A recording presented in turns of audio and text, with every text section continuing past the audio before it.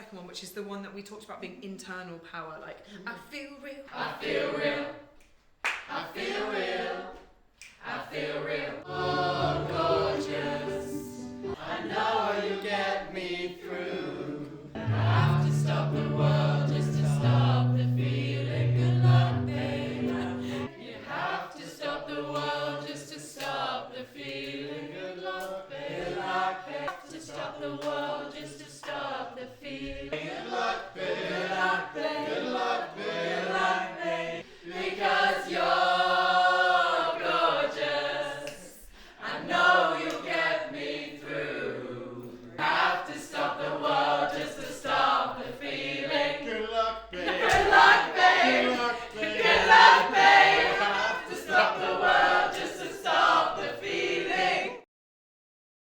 Just to give a little bit more context on behalf of Mahogany Opera for this discussion this evening, I'm really pleased to be welcoming members of Hooligan Art Community this evening, who are a displaced Ukrainian theatre company made up of Ukrainian, British and German artists.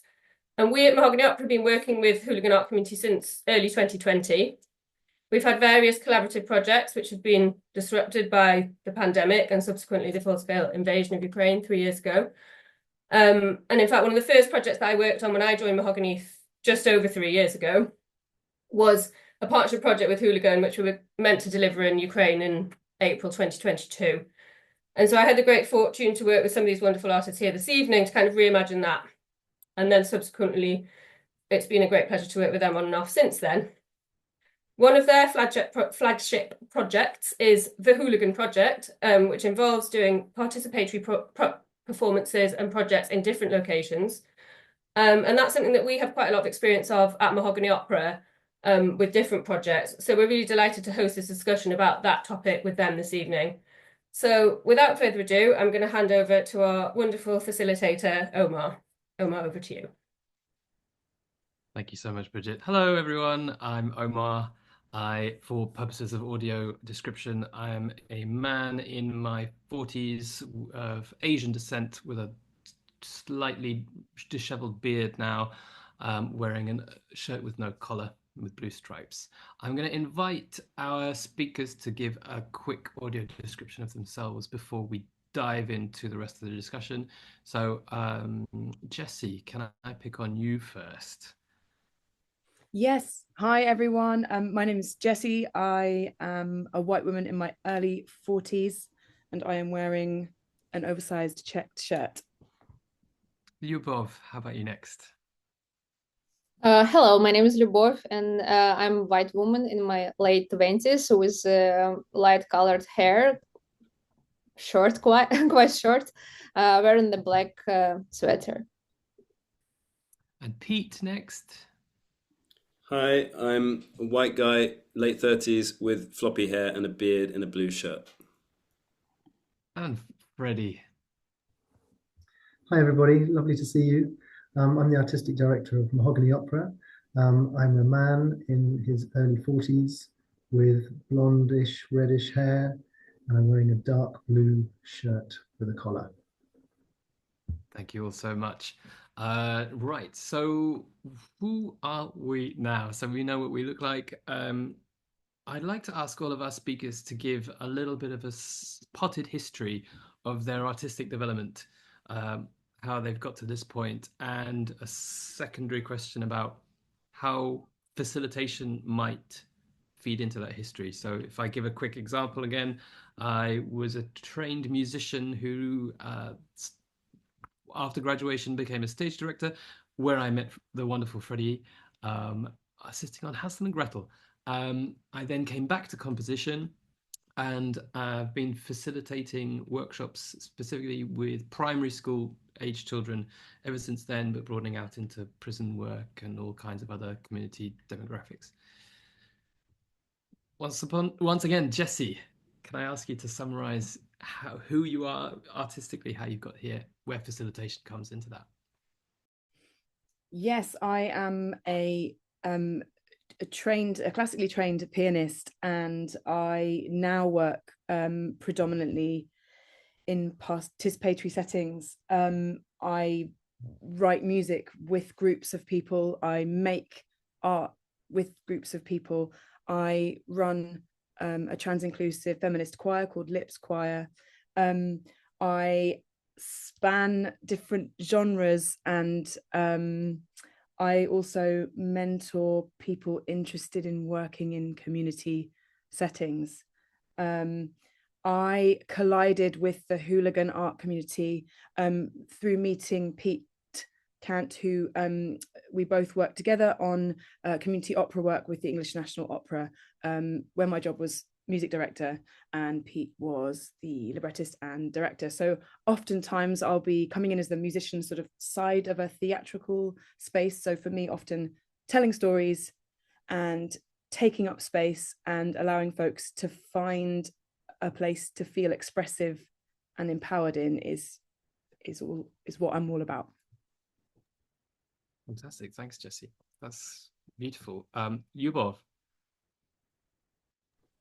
Yeah, hello, one more time.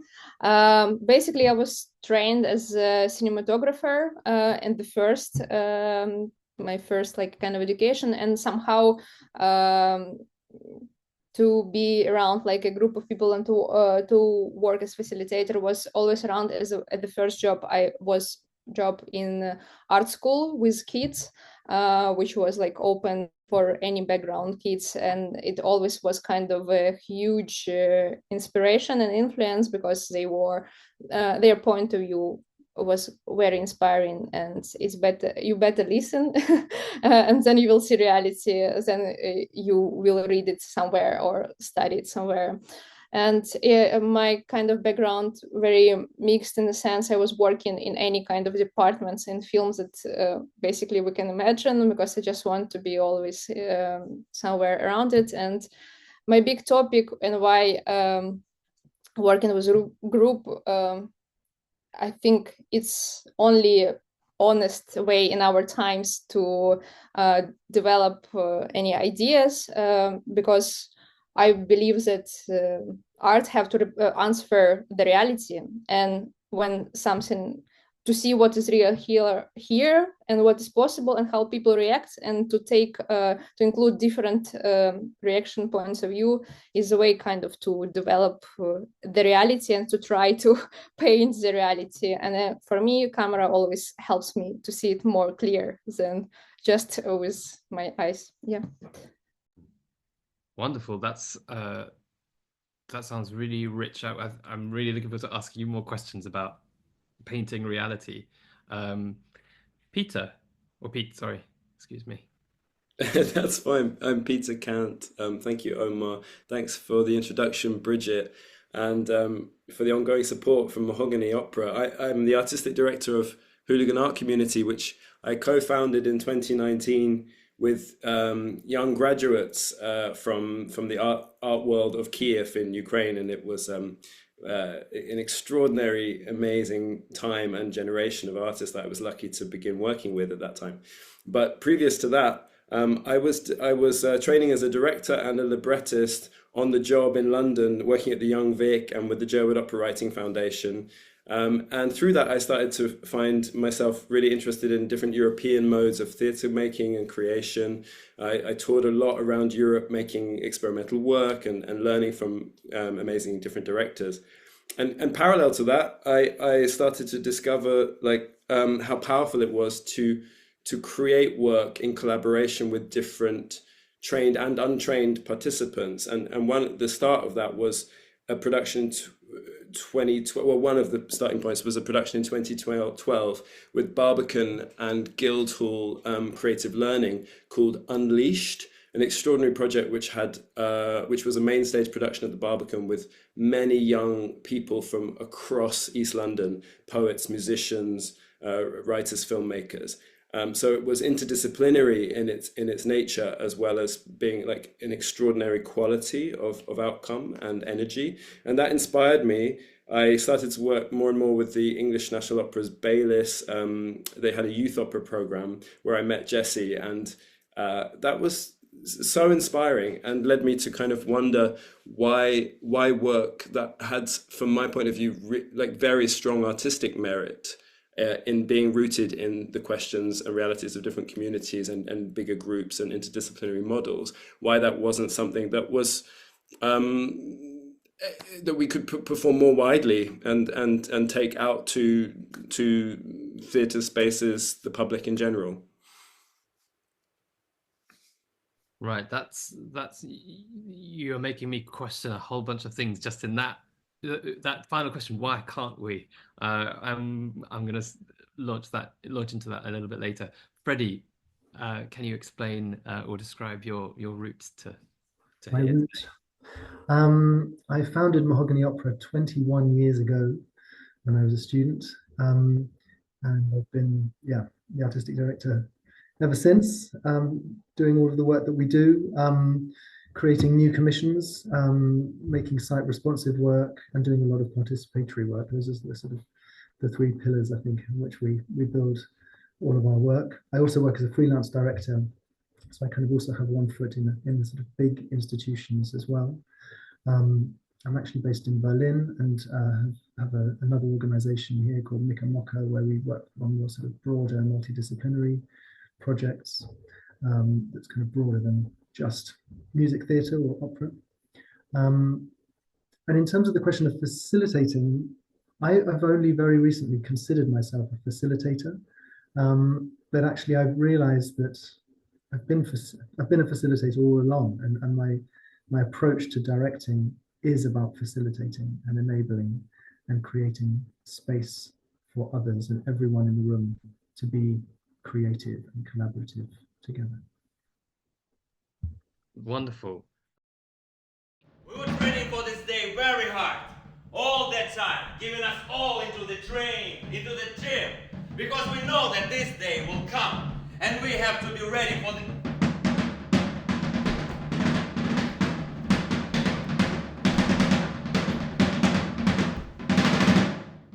In terms of, Sam, your relationship to them, to this sort of myth of the hooligan, but also memory of your hooligan career, and then also how that relates to the question of fighting now. Interesting place that through our work the last week and also the work we were doing when we got here, this came out. He's a hooligan, whatever that means.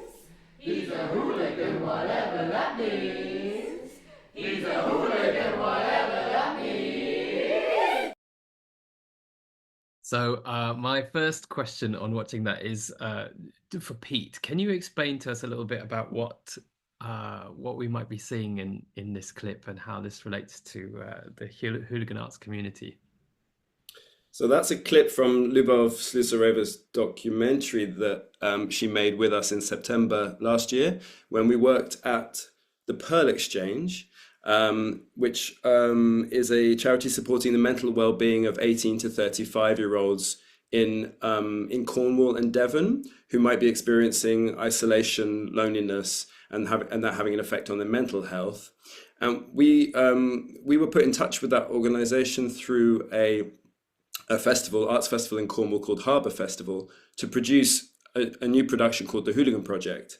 Now the Hooligan Project, the idea is that we wanted to bring our professional team of artists together with trained and untrained participants in the place where we take that work. So it's a sort of model. It's a model for touring that we go to a place, but we remain flexible to the group of people that we meet, and the structure of the show that we make is determined by that participation itself. So we had like good kind of basis of materials that inspired us in our work, because in 2019 we made a show called Hooligan in Kiev, which was a site-specific show in a huge factory in the center of Kiev, which Jesse was actually there for as musical director, and working with a component of like a large chorus, a chorus of hooligans.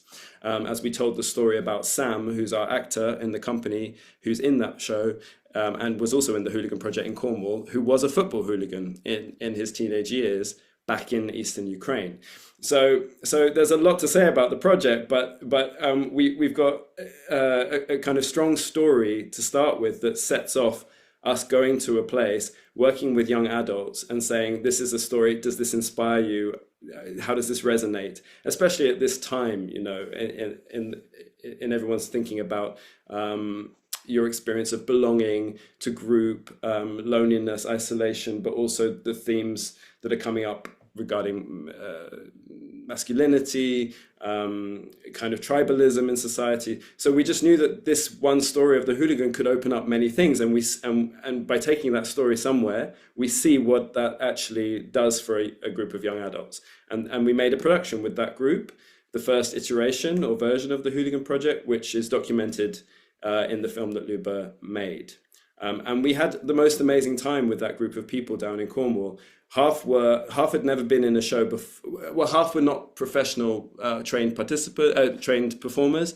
They worked the season in Cornwall in different jobs, and they came to work with us. The other half had some experience in theatre down in Cornwall. And on the back of our work over 2024, that group really formed its own identity, and it's a group that we want to continue to work with. I think Berry from the group is here in the call today, so Berry might want to speak to the experience. But it was a joy for us to work in that context, and a big dream of mine to fulfill this wish of bringing professional work and participatory work together to create a very strong piece of art, which is what I think participatory work can be. Absolutely. This leads me to question, I guess, Freddie, can you explain the nature of the work that Mahogany's been doing with the Hooligan Art Collective so far? I've got another question for you afterwards.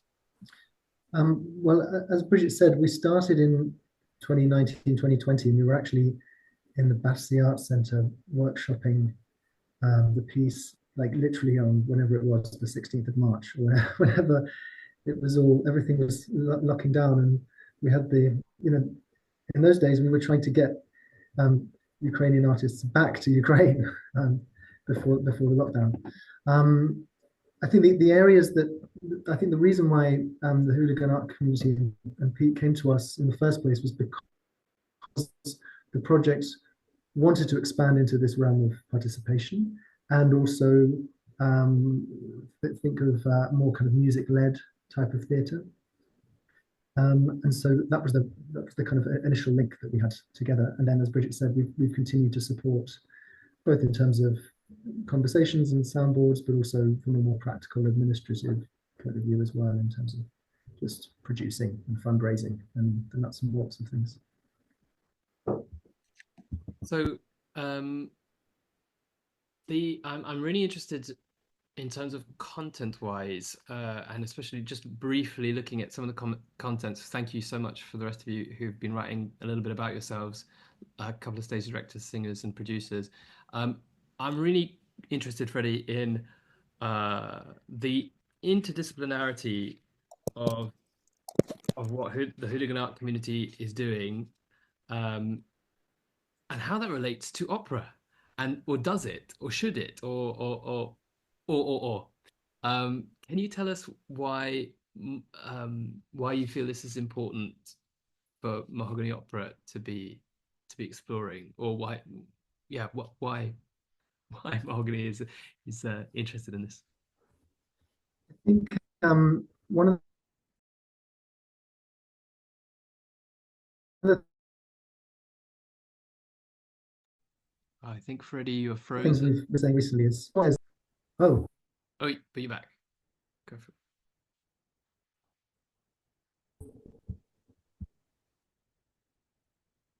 it. Frozen again. Is that me? No, that's not me.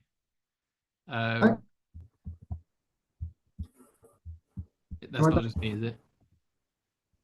No, No, it's not just you.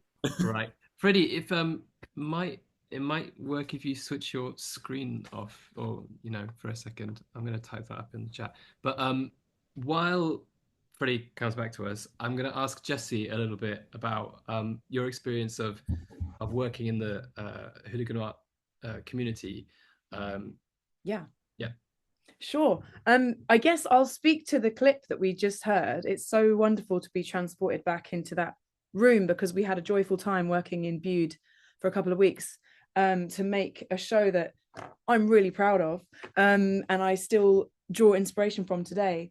I guess what you heard there was the human voice sung in a group, and in a kind of traditional opera format. I guess we're thinking the chorus, and I think the idea of a hooligan chorus is still very strong and inspiring to me, but I guess it's no surprise that we'd want to be breaking away from the traditional opera chorus approach, where maybe voices are sort of merged into one sort of perfect sound together.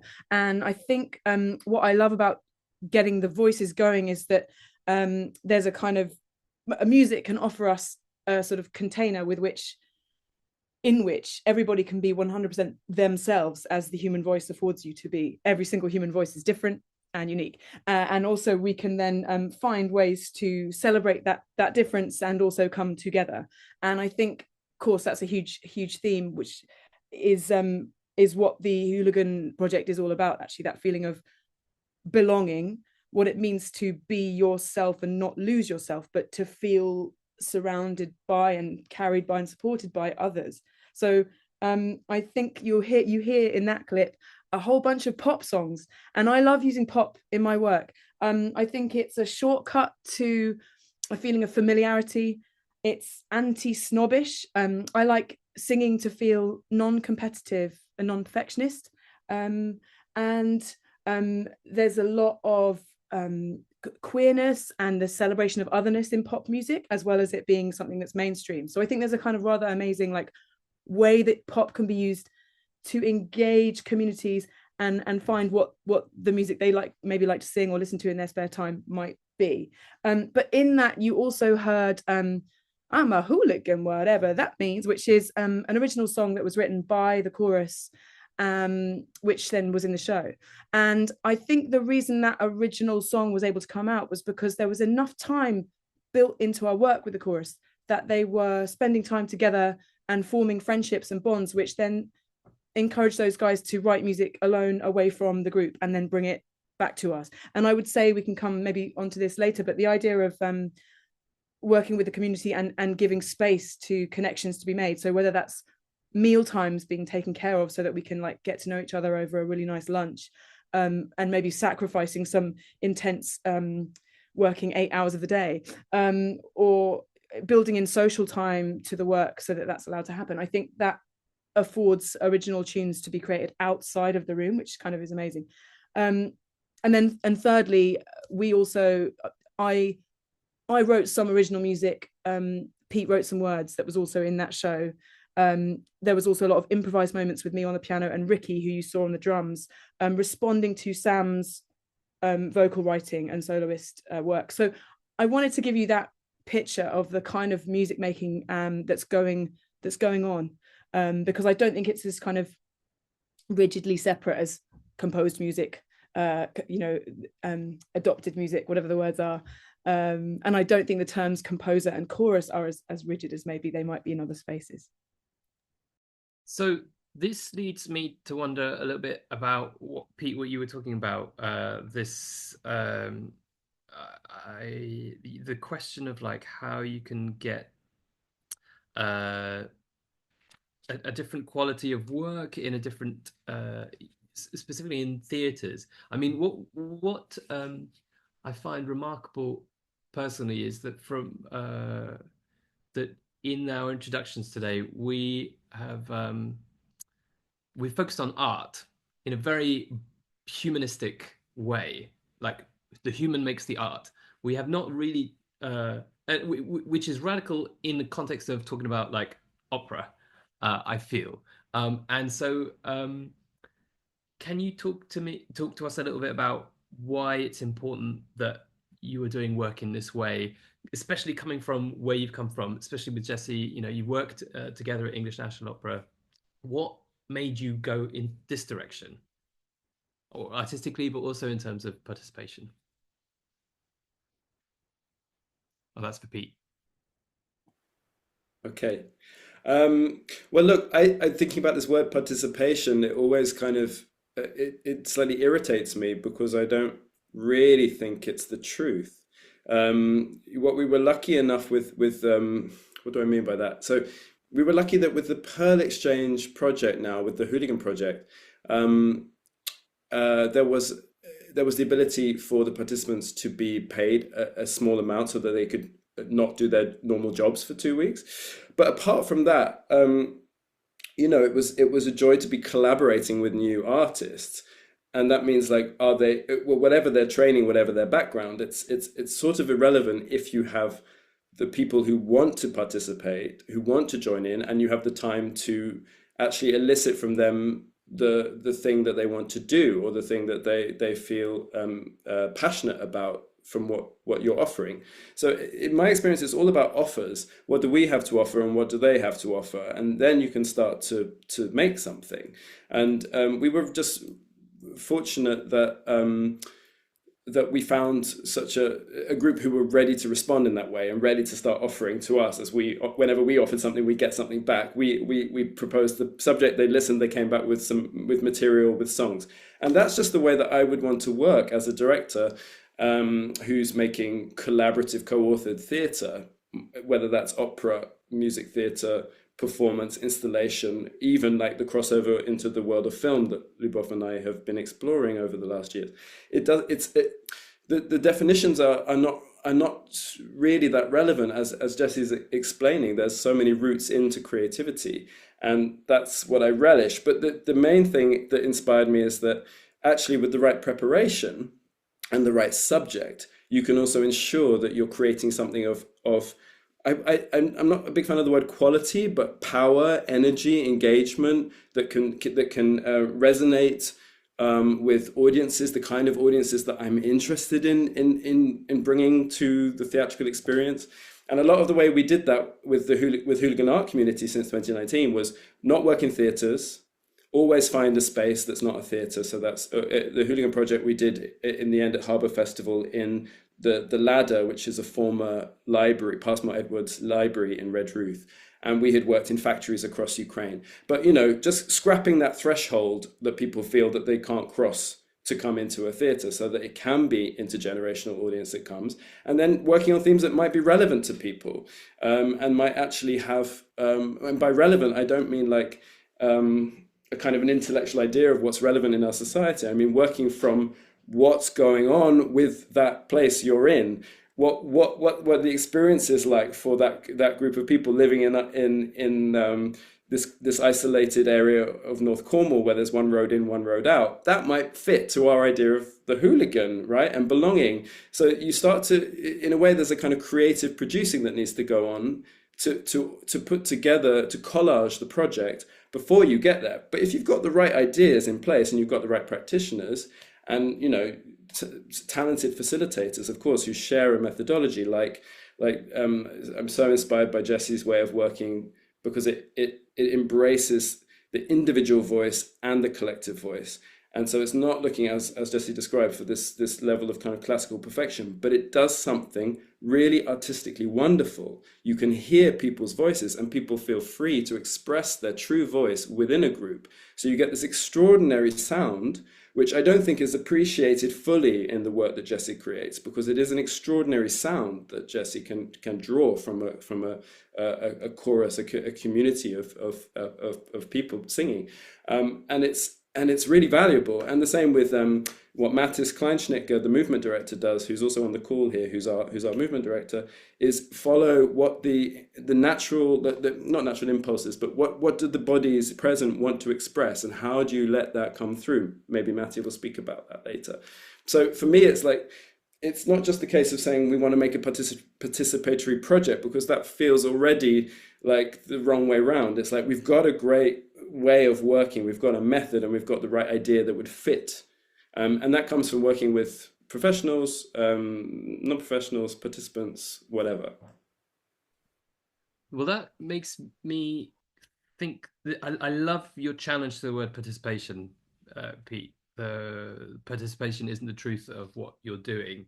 I know that for those of you who've ever read the work of Francois Matarasso, he's like a hero of mine. He wrote a book called Participatory Art, and he defined participation as one kind of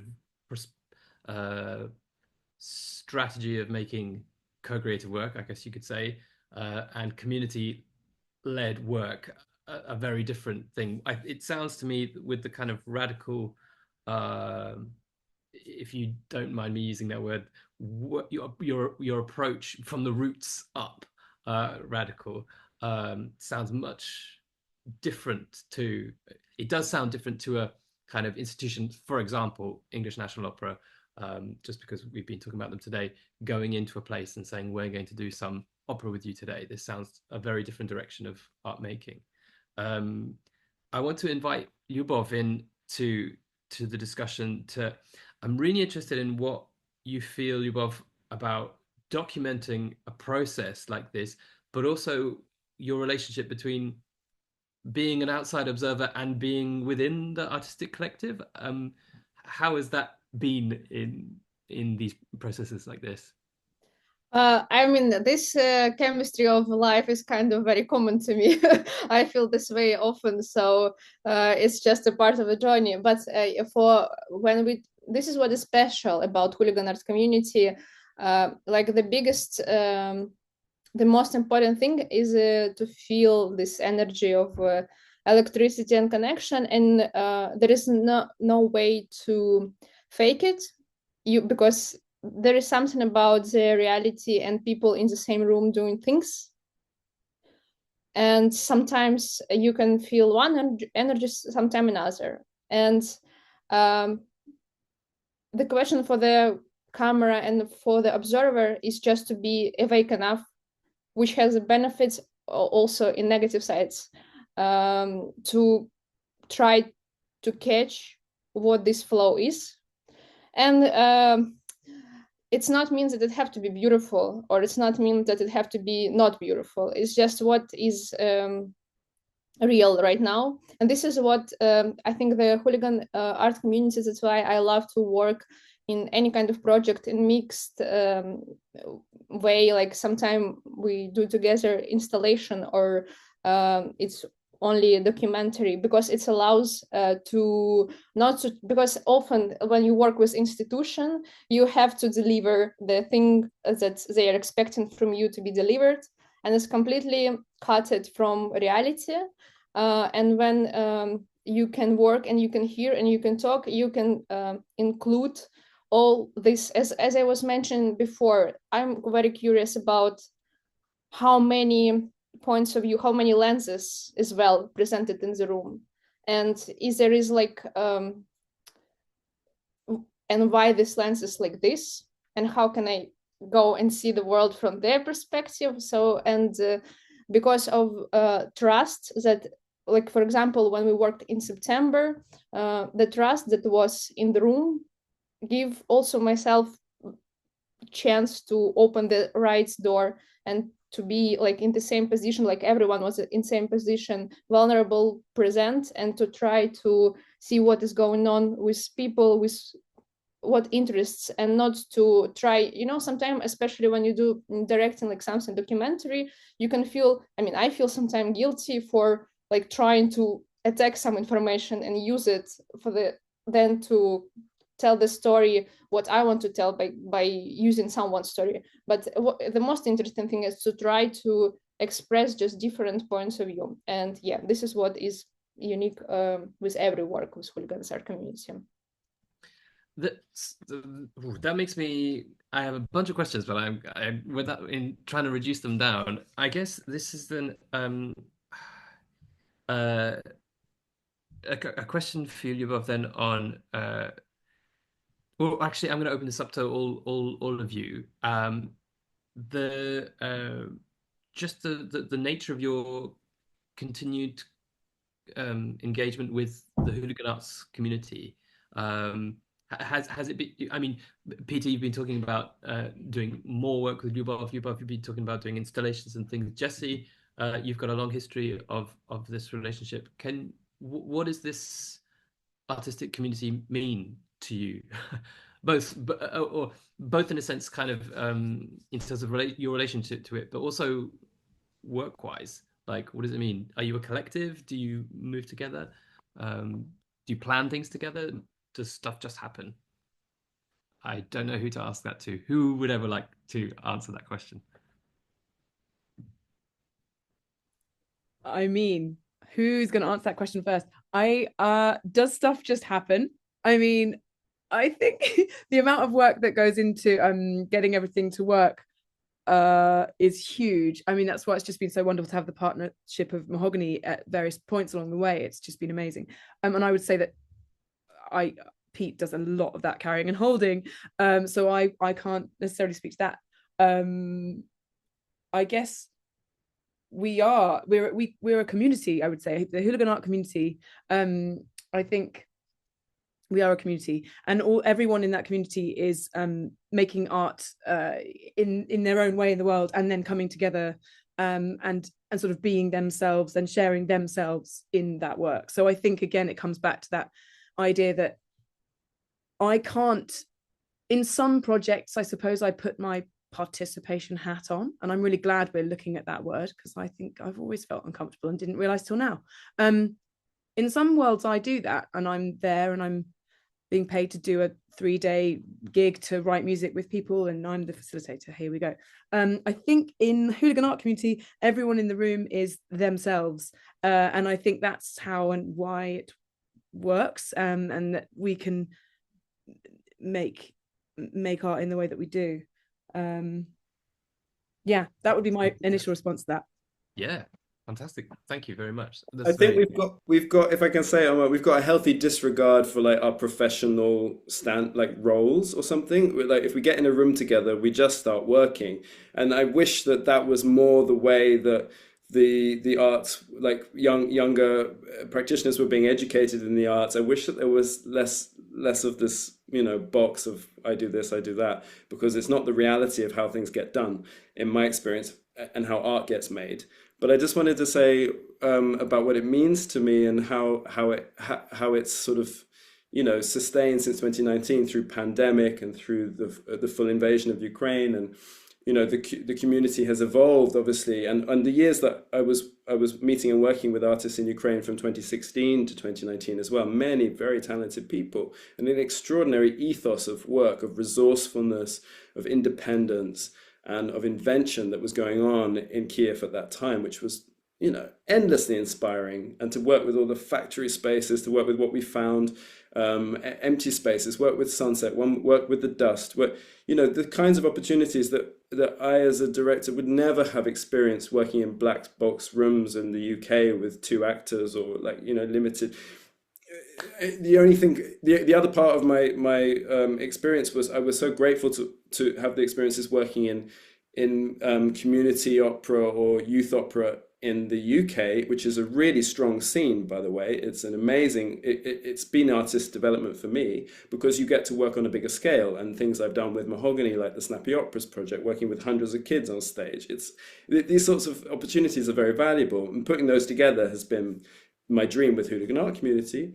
And then I think through all of the difficulties we faced with the displacement of the company and so many of our artists across Europe, the question of how to be together has been essential all the way through. And the research of every show, everything we've done, has been, in essence, how can we be together, both physically, but also as human beings across borders, with visa restrictions, with all the traumas that people are facing. What actually can hold a group of people together, and for how long? And is that good? Or sometimes it will come to an end, and you'll move on, and you'll be with other people. But I think that's the research of Hooligan Art Community, and we wanted to bring that research along with the resourcefulness of the art making in Ukraine, where you didn't need all the resources, all of the finances, all of the props, the set. Work with what you've got. Work with the space that's available to you. That was such a great lesson for coming in to continue to make work in the UK culture, which is so desperately unfunded at the moment. And to bring that to a group of young adults in Cornwall feels like a logical next step, right? Because you want to inspire people in how to work in these times with resilience, with resourcefulness, and to make great art. And I find that when you find something good in this world, whatever it is, and for me it was that work in Kiev, to push out from there and to say, well, if you want something like this to continue, if you identify this beautiful thing, then you have to keep bringing fuel to the fire. And that's where the spirit of like wanting to work with more participants, wanting to engage more people, wanting to grow and not just become smaller and smaller, but let it spread. That's really important, I think. So it's the seed or the energy at the heart of what we're doing as a company. And it's not just me, it's not just, it's something that we've all found collectively.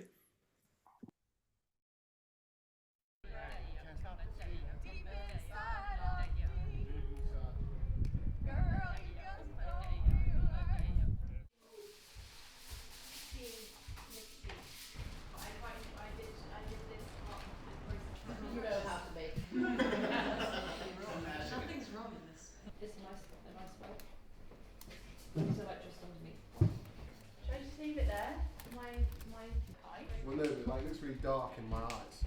Does it look, you still see the mask and stuff? You make me, so instead of you, we make you. You always sing you first and then you go you. Make me feel I did that all. Me too.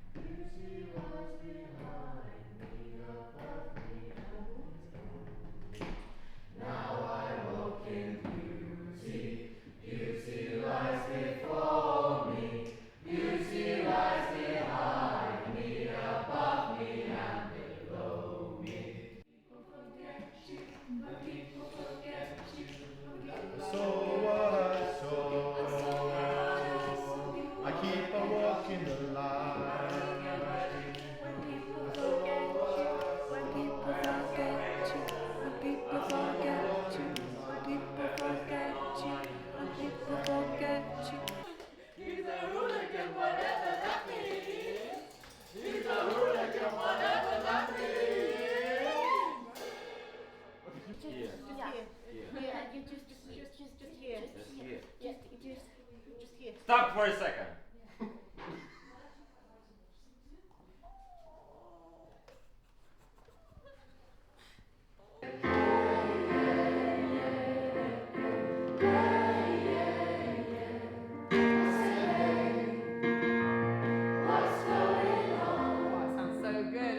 Sam's just a kid who gives a kiss with a fist. This is a show about Sam. He's a hooligan, whatever that means.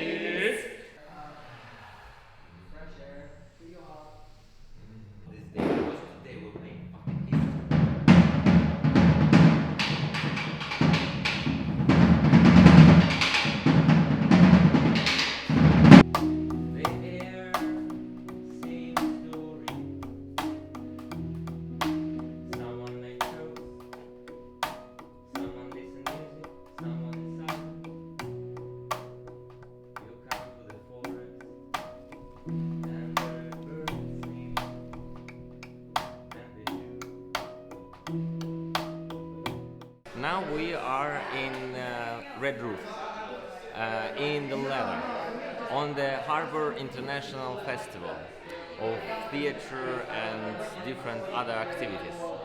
We are first company who is playing in this room. Follow my notebooks! What good are notebooks? They won't help me survive. My chest is aching, runs like a furnace. Their body keeps me alive.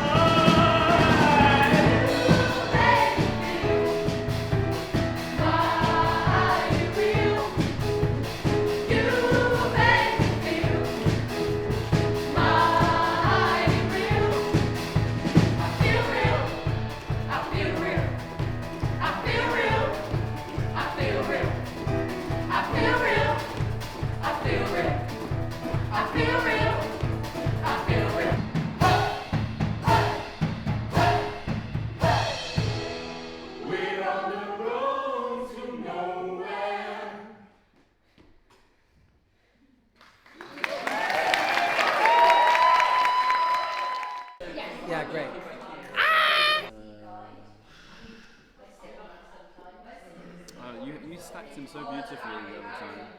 You did something. Oh, I don't know that I did. Yeah.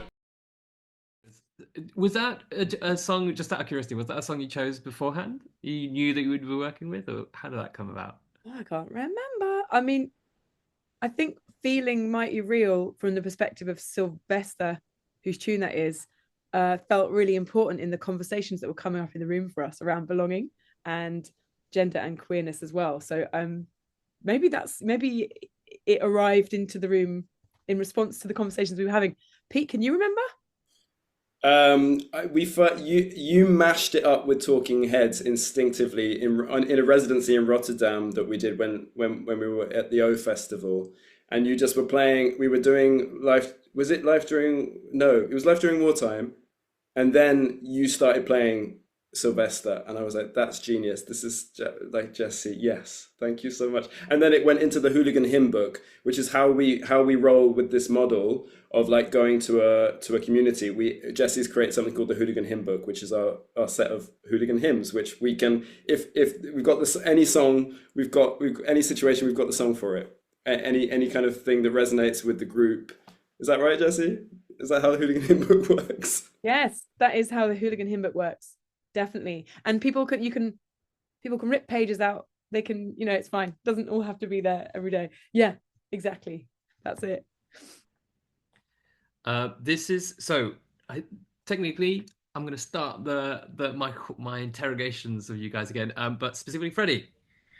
So we kind of got to this point of the discussion where we've built a picture really of the Hooligan Arts community, and the question that I'd asked you before, which didn't have the chance for you to respond to, is even more kind of burning now, of like, what's the relationship between Mahogany Opera and this artistic community that's kind of refused traditional pigeonholes and status quo ways of doing things to focus on arts and people? What do you feel is Mahogany's responsibility or relationship to that kind of work? Well, I might just start by just picking up on a couple of things. One thing that Pete said and one thing that Luba said, which really resonated with me. The thing that Pete said around, I'm going to paraphrase and say it slightly differently, Pete, so apologies, but like essentially the role of the idea of participation, of working with participants and a community, has got to be integral to your artistic concept. If those two things are separate, then it's just not going to work. And then what Luba said about reality. And I think this is one of the things that attracts me to working with participants, is exploring this space between the theatrical and the real, and creating theatrical environments that play with that. And of course, conventional opera in your big old opera house does not do that. It's terrified of reality. It's trying to cover that up completely and pretend that nothing is real and everything is pretense. And so I think the thing that one of the things then that Mahogany is always trying to do is kind of punctuate that bubble, that opera, that sort of punctuating the pretense of the professional, basically. And one thing that I've been thinking a lot about in terms of the word participation, which of course I share the concerns with, the thing I've been thinking about with it is, for a long time at Mahogany, we've been saying that everyone is an artist. Whoever you are, if you're contributing, everyone has a voice and a right to express it. And we're always working in that what François Matarasso would call that participatory art sphere, in terms of professional artists and non-professional artists working together. But maybe he said this, maybe he gave me this thought, but anyway, I'm going to pretend it's my own thought, which is about thinking of not just everyone as an artist, but thinking of everyone as a participant. So even if you're a professional, you are also a participant. And that means not treating you like you're coming in, delivering your little piece of professionalism, your job, and then going away again. It's treating the professionals with care in a kind of holistic way. And so that means that everyone is really genuinely on the same level and together in the circle together. And and so it's that kind of punctuating of that professionalism. And I was being reminded also of a performance of the Hooligan. Actually, it wasn't the Hooligan project. It was Bunker Cabaret, which is another one of the Hooligan Arts Community shows in Basingstoke. And Pete was saying earlier, like their concept is don't work in theatres, don't work in theatres. But the space in Basingstoke was kind of a theatre, even though of course you tried to use the space as unconventionally as possible. But that was a moment when I really realized that a theatre has got this very held, silent expectation of something, that something is going to happen. And every other performance of Bunker Cabaret or Hooligan Art Community that I'd seen and that I think that we had all done, you always had a window open. You know, there was always the noise of something outside. There was always the possibility of something unplanned and unknown that could punctuate at any particular moment and that you were ready to respond to. Whereas the theatre, the conventional theatre, has eradicated that possibility. And so I think this is something that excites me in my work is to try and create these little moments of chaos, these moments of unknown where literally no one knows what's going to happen.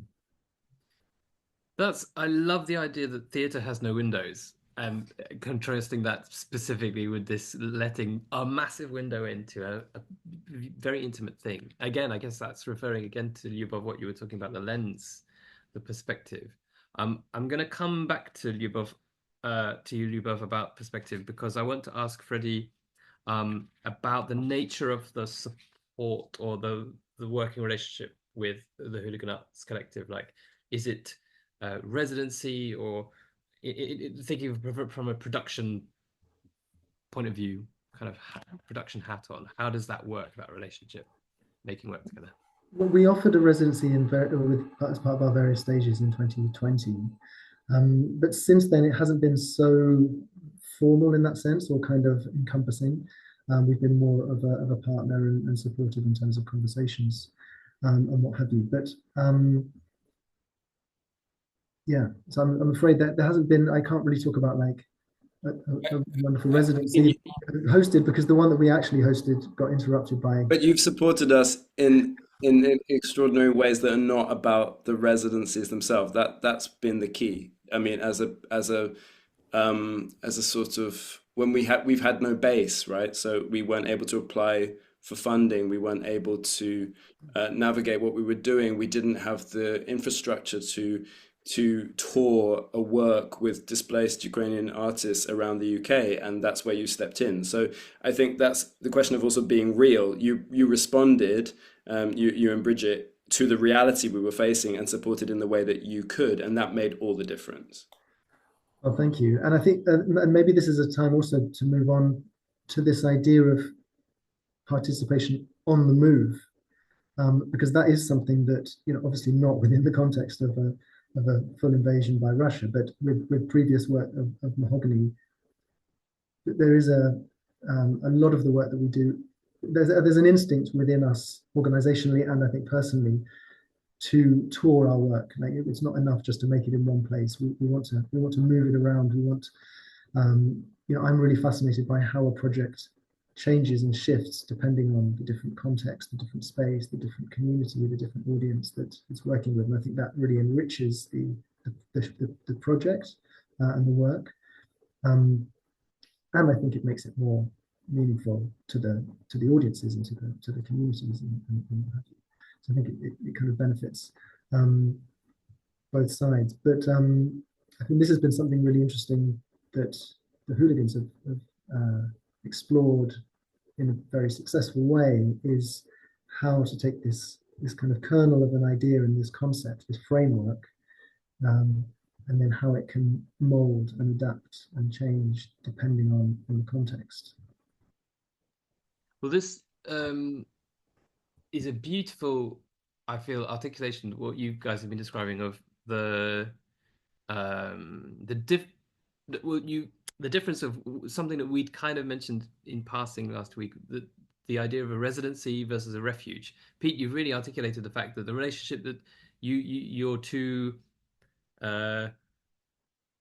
bodies, organisms, you would say in French, groups of people have. One is slightly more institutionalized, if I may. Mahogany Opera Group has registered stuff and a wonderful website, etc., etc. The Hooligan Art Community, you've been concentrating on other things. I, by the sounds of it, specifically, how to be together. That's the most important thing, rather than like building some kind of formalized structure. But we also have a wonderful website that Lubov designed in her spare time. Check it out; it's gorgeous, and it shows everything. It really shows like our reflection on the last 3 years of war, and then the previous years. So maybe if I ask Lyubov about this a question again of lens and perspective. I mean, you mentioned, and I wrote it down, that by focusing on the product, and Freddie, you referred to this as well, by focusing purely on the product, you depart from reality. Now, this is, I want to challenge you, if I may.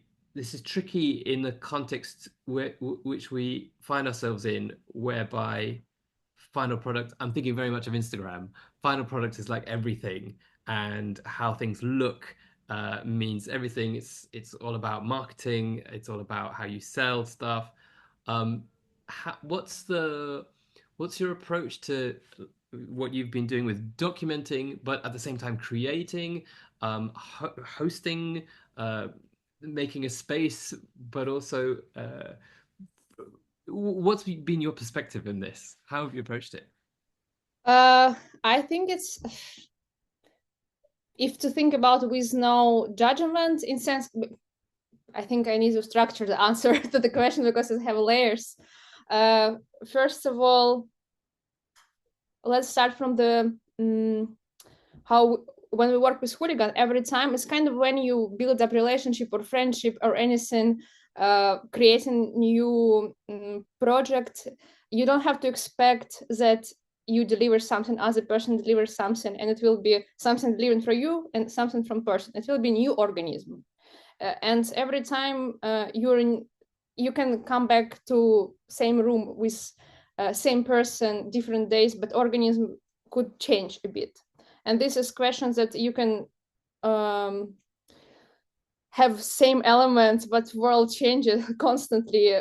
We have everything, like every element of world is changing, and it's important to be awake and to understand that it's here and how to reflect it.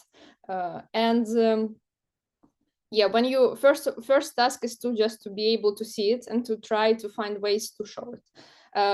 Like very much expressionistic art or any kind of art, by just moving camera to the left, you can say a lot. And you need just to find which left is next, where to left or where to right next time, and why. And then question of selling things. Selling is funny thing if you don't judge it in the sense that you play with it. It's kind of how to find.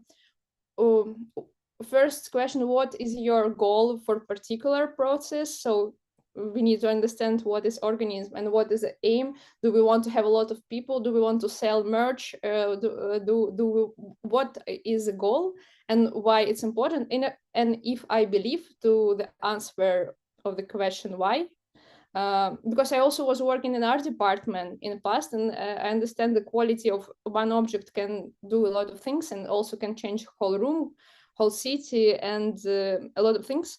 But yeah, if you believe in reason why you're doing this, and that's why with Hooligan Art Community, by believing in truth and being able to be present and to show what is here and how much you can be present every time, you can really work creatively there. So when for some things we want to think of, I want to think sometimes about audience, but as a play and why and how. Sometimes you don't want to think about audience because then audience have to see it from a different perspective. So it's always about this question of being awake and asking constantly, what is the method now, and what is how you feel now, and what is the aim, and to yeah, to feel how much you believe in this aim. Like, do you really? Because what is great by having different voices, you can believe in one thing, as a person can kind of believe in different thing, and then you will build together because you're present in every moment with each other. And that's why my experience also working with hooligans was amazing and very inspiring and very helpful, because also by experience all the circumstances that happened, by being able to create. First we did during pandemic time like beautiful short film based on the original Hooligan project, and then we moved and did like a residency during pandemic time in Dnipro, and it's more like it's installation work. And why the method was changing? Because the reality was changing, and I just personally don't understand what is the reason to hide from reality if we have such a short time to be in the planet Earth, or just not to play with it kind of and try to see it. At least it's interesting. Yeah, I mean, that's definitely that's why we have artists, is for people who are awake and enlightened, to enlighten us, I suppose, of what is reality. Your answer makes me think very much of like, we're living in a time, frankly unbelievable moment of history where we're seeing what certainly my parents were talking about, like all of the great institutions of the world and of international security really looking like they're going to fall very quickly and very soon. I'm talking of NATO. I'm talking of, I mean, the EU, institutions which we've counted on for decades. The reality being that, oh no, things don't last forever.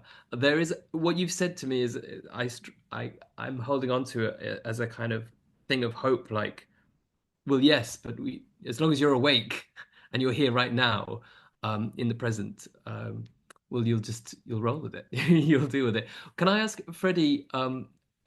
First, everyone, everyone who's been watching and listening, if you've got any questions, anything practical, or any kind of reflections, please, now is a perfect time to write them in the chat, and we'll see if we can kind of answer anything in the last quarter of an hour. But Freddie, I want to talk to you again about the impact that this work has had on Mahogany and your work with Mahogany. Can you tell us a bit more again, if you feel like you haven't mentioned it already, about how this has changed what's going on in Mahogany? I mean, the Hooligan Art, the collaboration with Hooligan Art. I mean, yeah. I found it an amazing learning experience, just from the outside or from the edge, to be able to see the work. And I've learned a lot from you all, seeing how you work in a participatory setting, but also in a co-creative setting, and I've just been kind of bowled over by the way in which you've made it all work within the context of everything. And it becomes a symbol of something, a metaphor for something that we can all take and use as a vision for a way through. Please. Can I just say, I mean, a lot of the inspiration for the models that I feel empowered for us to take on have actually been based on a lot of the models that I was lucky to work with Mahogany before now. So, I mean, I'm just thinking of the way that the Snappy Opera project is organized. I'm thinking of how we toured Mozart versus Machine. Various structures that Mahogany Opera have used have directly made me think that these ways are possible. Just so you know, it's like I don't think I could have imagined these ways of working if someone else wasn't also modeling those at the same time. I think it's really important to say that and to see who is doing these things, because otherwise you might think the only way to do things is the model of E&O, which I was really hopeful that there were other models at the time, and there are, which is great. And just to say, if I may, Omar, about you mentioned about this question of refuge and residency, and you're talking about the times now. So and we're talking about reality and how you reflect what's really going on. So yeah, we've like Lubov, Simeon, Sam, the other members of the company, all of us have lived through something that we wouldn't have expected to live through, this displacement, this war. And we're very close to things that I think in the West we realize people aren't close to, about what's actually going on, what it means, what's at stake in Ukraine right now. So we feel like obviously that informs a lot about the forms and the approaches and methodologies that we continue to choose to use. And it was always important, I think, for theatre form to develop through cross-fertilization between cultures. I think that's the way that theatre and opera have developed, through dialogue between cultures across languages and across borders, which has been my personal interest for years now. And so, to speak to your question about selling and how we sell things, we had other reasons to be making our work than selling. And those reasons were the motivation of survival in the beginning. So the Bunker Cabaret, which Mahogany Opera supported us sort of strategically to implement, like infrastructurally, which was our show made in the first year of the full invasion. We organized we'd organized a residency with Mahogany Opera with the British Council support earlier in the spring for the women who could leave Ukraine, which we spoke about in the last Meet Me at Mahogany.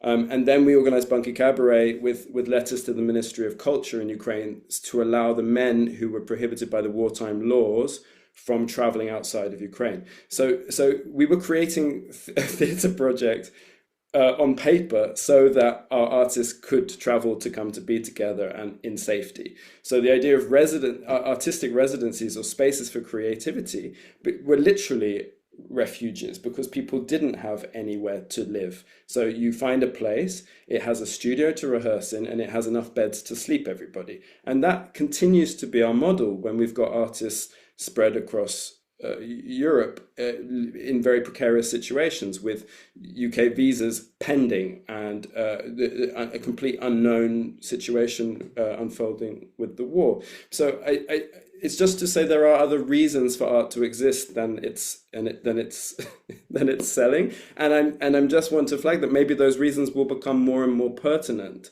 and that the reasons why people get together to create in their communities, with their communities, in one place to another, spreading what they know, what they hear, that's an alternative way of networking and connecting people to what's going on, other than the social media web that you mentioned, which as we know is becoming a very different compromised way of continuing our networks.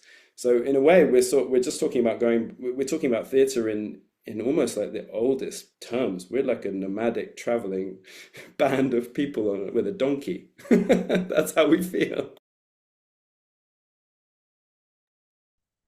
I feel slightly overwhelmed with the beauty of what you're describing there, Peter. There's also, I want to just reflect on two things which you mentioned, which I just thought were brilliant. One was that you mentioned seeking a different kind of quality that you, for the audiences that you wanted to talk to. I think this kind of relates a little bit to it's not really a question of quality, but the values or something. You're making something from which says what you want to say, and you're going to say it to the people who you want to say it to. That, I think, is a kind of model in itself that isn't about consumption and exploitation of, we're going to make a product that's going to go viral, and it's not about that at all. You're talking about a kind of way of doing things which you'd like to go viral, I suppose, in the positive sense of gaining some traction. Well, it's about value, isn't it? So Fliss Loxley, who is the managing director of the Pearl Exchange, where we made the Hooligan project, and met lovely Berry, hi Berry, you're on the call, one of our participants. Fliss said to me, because Fliss's organization is not an arts organization, this was so liberating for us to collaborate with them. So they're looking at process, not an artistic outcome.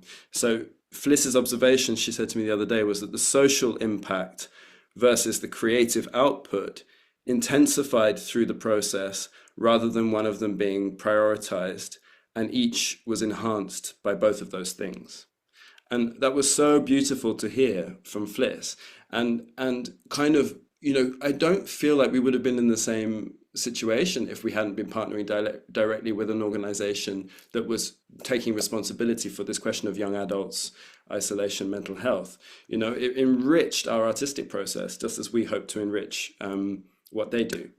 And so the value was clear for that project. It didn't result in a load of reviews. And as much as we want people to understand that's a model that we're really ready to take this hooligan gym and flex everybody's muscles in other towns with other groups. We're really ready for that. But that's where it becomes difficult, because you commit to doing things in this way means you're not directly able to sell the project and do it on stage at the I don't know, Royal Festival Hall, because you're trying to actually deal with the issues, the real things, and not that, you know, that particular. I mean, Jesse, maybe you you have a view on this question a little bit. How because you're approaching things in so many different formats in terms of community, and you've actually managed to every year you bring together huge audiences for the Lips choir at Christmas, which is just one of the most fantastic life-affirming events. It's so gorgeous.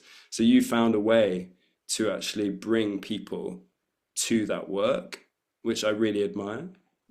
I think we're hearing, this word muscle, the muscle and the process, and the way that Freddie was describing the way we can hold space where you blur the line of what participant versus professional means, because you're basically applying a principle of care to a room, and seeing what happens. I think, without meaning to get too political, but in this current day, I think that it might be important on so many levels that we're looking at what that care looks like and what it means to show up and be together. Because for me, in a sort of future, an anti-capitalist potential future world, this is what we need to do to try and work out what that looks like. That's massive. We need another Zoom. But I think that the idea of what the stage or the Royal Festival Hall floor then does for us is an interesting one. And it works if, with my choir Lips, it works because we take care of the room and the community, and we look after each other all year round. And then what's on the stage is somehow a reflection of that and a celebration of that. But I think that can go awry, I suppose, can't it? So something about changing the world forever. Yes. Yeah. We've got like almost 5 minutes, just over 5 minutes left of our discussion today. I want to invite everyone who's watching to just in the chat maybe share anything you want to share, whether it's a question or a thought. And I'm going to leave a little pregnant pause there. But also, just to highlight, I suppose, that what I'm really excited about hearing is that there's we're kind of dancing around ideas of, well, we've seen an example of a relationship between a community and an institution, which maybe you want to argue that is not an institution and a non-institutional actor, that a community is in itself an institution. I don't know, but relationships of different ways of people being together in the arts sector, that there is a role for every single one. That I loved how, Pete, you said that it was only within work with Mahogany Opera, as contrasted with different ways of working in different institutions, that you could see different ways of working and bring that together in a community. We're hearing from artists who are doing stuff on the ground, the stuff that we care about, the stuff that we've built institutions kind of to do, to facilitate. So I'm seeing no questions coming up in the chat as I kind of... Can we ask Barry, is Barry wanting to say anything? Because Barry was a... Yeah. Barry, do you have any reflections or questions or anything? Oh gosh, I was just like deep diving into my brain.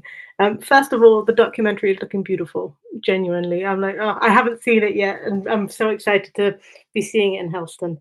I don't know, I just kind of want to highlight just how being a part of the project, and I come from a trained background, just how much it was about showing up as you, and you felt incredibly empowered because everyone was on the same page, same level, same. That's like, of course, there is a little bit of hierarchy in the sense of someone needs to be the creative brain to like glue it all together, but being there as a participant, you came in feeling potentially nervous, you left feeling incredibly empowered.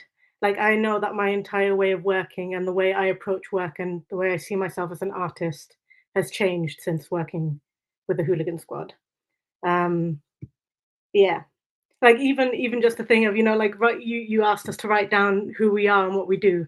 Me before the Hooligan team, I don't think I would have done that. I would have written, like, sat quietly back, and I wouldn't have written those things into the chat. Yeah. Another thing I always do think about, and maybe that's a question for Pete, is like, how, when you first started with Sam, how did you start harvesting like his story, and how the very first seed, how did that seed start?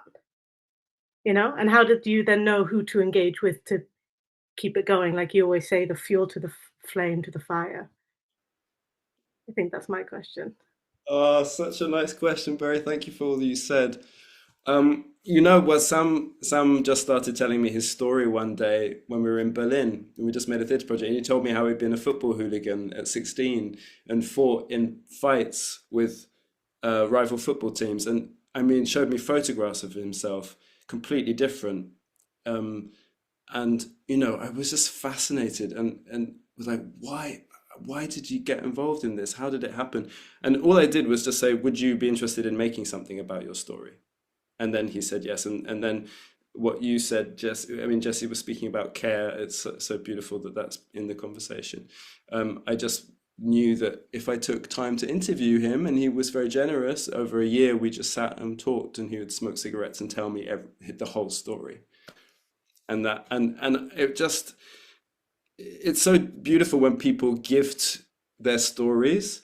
And, you know, and Barry, you gifted yourself to the process of the Hooligan Project along with all the participants. Like, I think essentially that's what theatre is. And Reza Abdo, a beautiful Iranian American director, used to say that theatre is a gift. And I think that's the essential part of it. We've been talking about these different lenses, different gifts, different windows that you've opened here. That we've been, and thanks to Mahogany also for opening this window today.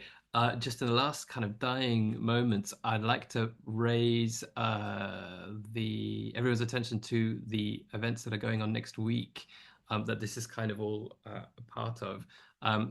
Can I invite Pete or Freddie or anyone to talk about the events that are going on next week with Hooligan Art Collective?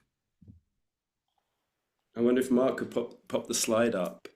So Lubov's documentary of the Hooligan Project is showing at Art House Crouch End on the 26th. It's in the chat there, 26th of February. We'll be taking the documentary down to Helston, back down to Cornwall on the 28th of February, and there'll be a panel discussion with Fliss from the Pearl Exchange, with Lubov and myself at CAST, amazing organisation. And on the 24th of February, we are actually marking the third anniversary of the full invasion back at Somerset House, where we performed Bunker Cabaret 2 years ago on the same day. And that's going to be a reflection on our work, and it's going to include songs, stories, and films. And it's free. And we can't afford to do anything for free, but we want to do it. So that's why this slide up here, if you can snap it, there's that QR code is for donations, which we would be very grateful for the continuation of our work as an unfunded company with no base.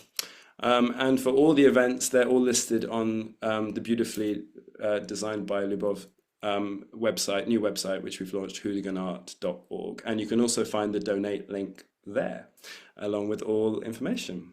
And thank you so much, Mahogany Opera for all you've done for us so far, and all the support you've continued. And Omar, it's been so interesting to open up these wider topics as well.